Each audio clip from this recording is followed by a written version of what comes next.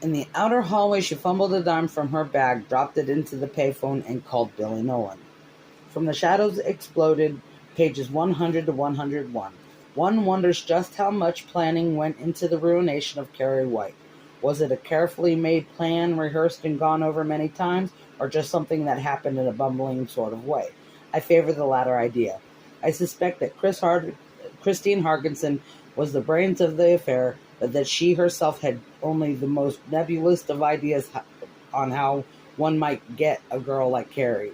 I rather suspect it was she who suggested that William Nolan and his friends make the trip to the Irwin Henty's farm in North Chamberlain. The thought of that trip's imagined result would have appealed to a warped sense of poetic justice, I am sure.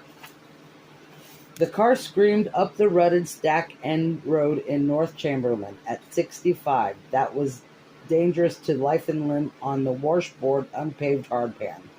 A low-hanging branch, lush with May leaves, occasionally scraped the roof of the 61 Biscayne, which was fender-dented, rusted out, jacked in the back, and equipped with dual glass-pack mufflers.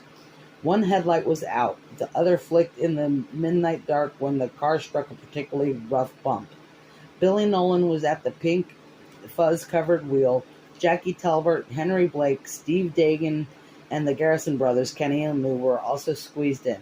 3 joints were passing through the inner dark like the lambent eyes of some rotating Cerberus. "You sure Henry ain't around?" Henry asked.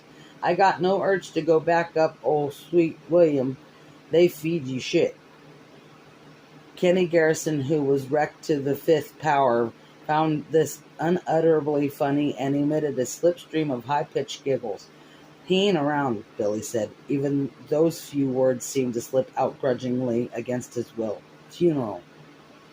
Chris had found this out accidentally. Old Man Henty ran one of the few successful independent farms in the Chamberlain area. Unlike the crotchety old farmer with a heart of gold that is one of the staples of pastoral literature, Old Man Henty was as mean as cat dirt.